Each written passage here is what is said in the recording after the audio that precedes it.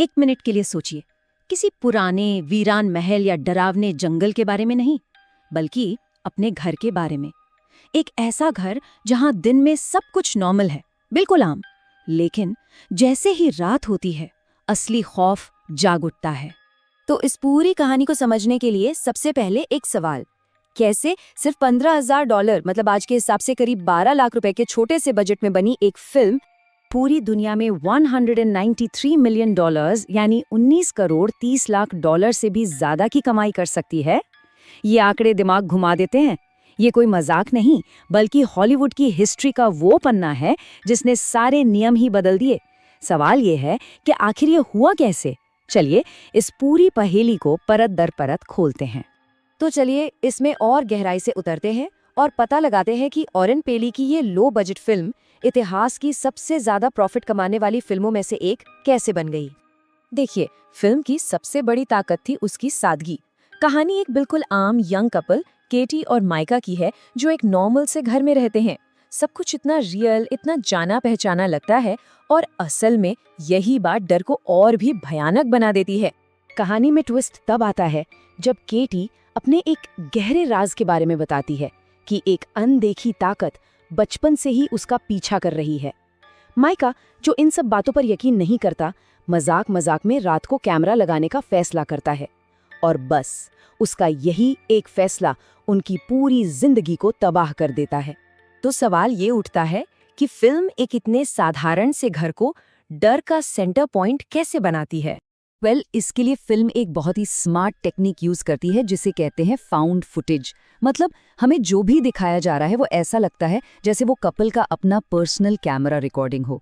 इससे ऑडियंस के दिमाग में एक सवाल घर कर गया कि क्या जो वो देख रहे हैं वो कहीं असली तो नहीं। और यहीं पर कहानी का सबसे डरावना पहलू सामने आता है। ये खौफ किसी घर से जुड़ा नहीं है, ये एक गेमन है, एक शैतानी ताकत जो उस घर में नहीं बल्कि केटी से जुड़ी हुई है। मतलब साफ था, वो भाग भी नहीं सकते थे क्योंकि डर उनके साथ चलता था। तो फिल्म का सबसे पावरफुल हथियार क्या था?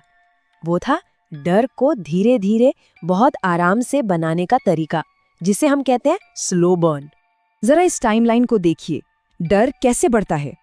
पहली कुछ रातों में बस हल्की फुल्की आवाजें आती हैं, फिर दरवाजे अपने आप हिलने लगते हैं और देखते ही देखते खौफ का लेवल इतना बढ़ जाता है कि वो किरदारों के साथ साथ देखने वालों को भी दिमागी तौर पर निचोड़ कर रख देता है।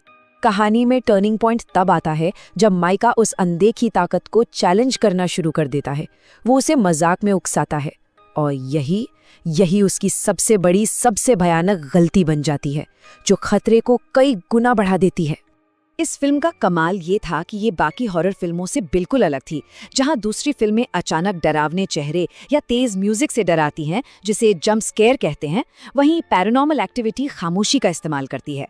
एक ऐसी खामोशी जो बेचैन कर दे। यहाँ कोई मॉन्स्टर नहीं है, सिर्फ एक अनदेखी ताकत का एहसास है। और सच कहूँ तो यही एहसास सबसे ज्यादा डराता है। तो चलिए अब बात करते हैं कि कैसे ये छोटी सी फिल्म पूरी दुनिया में एक सनसनी बन गई। थिएटर में ऑडियंस का रिएक्शन देखने लायक था। लोग सचमुच डर के मारे चिल्ला रहे थे। कईयों को तो ये लगने लगा था कि वो कोई फिल्म नहीं बल्कि किसी की असली वीडियो रिकॉर्डिंग देख रहे हैं।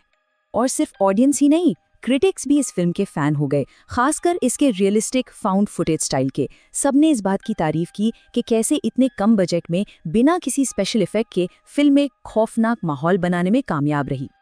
और अब देखिए वो आंकड़े जो किसी को भी हैरान कर दें।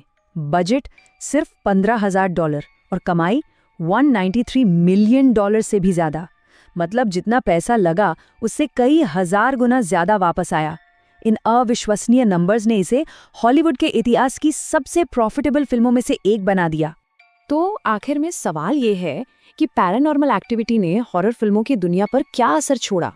इस फिल्म का सबसे बड़ा सबक यही था कि असली डर पैदा करने के लिए बहुत सारे पैसों या महंगे स्पेशल इफेक्ट्स की जरूरत नहीं है।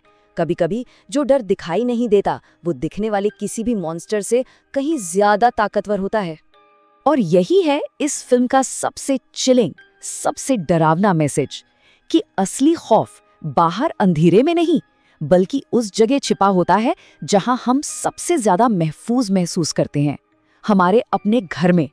और आखिर में ये फिल्म हमें एक सवाल के साथ छोड़ जाती है। सोचिए, क्या हो अगर दुनिया की सबसे डरावनी कहानी वो हो जो कहीं दूर नहीं बल्कि किसी के भी अपने सबसे सुरक्षित माने जाने वाले घर के अंदर घट सकती है।